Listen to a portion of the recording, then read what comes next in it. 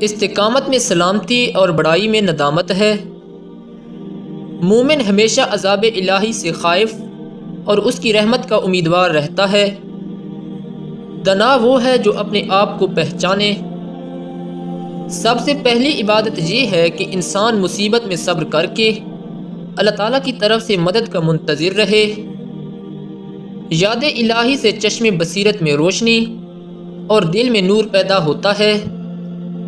خالص عبادت یہ ہے کہ انسان محض اللہ تعالیٰ کی ذات سے امید رکھ کر اور اپنے گناہوں سے ڈر کر کرتا ہے۔ احسان کرو خواہ نہ شکرے پر، کیونکہ وہ میزان میں شکر گزار کے احسان سے بھاری ہے۔ وعدہ کرو تو اس کے خلاف نہ کرو، اور اگر غصہ آئے تو زبان سے بیہودہ بات نہ نکالو۔ مومن اپنے آپ کو معیوب خیال کرتے ہیں، لغزشوں سے ڈرتے رہتے ہیں، آخرت کے مشتاق اور طاعت میں کشاں رہتے ہیں۔ شریف آدمی نیک کام اپنے ذمے ایک فرض کی مثل سمجھتا ہے جس کی ادائیگی اس پر ضروری ہے۔ پرہیزگاری مشتبہ چیزوں سے پرہیز کرنے سے حاصل ہوتی ہے، اور انسان بے یقینی سے شک میں پڑا رہتا ہے۔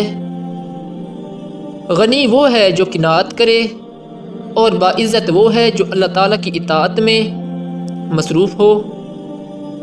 سچے دل سے توبہ کرنے سے گناہ معاف ہو جاتے ہیں، اور نیک نیتی سے ثواب ملتا ہے۔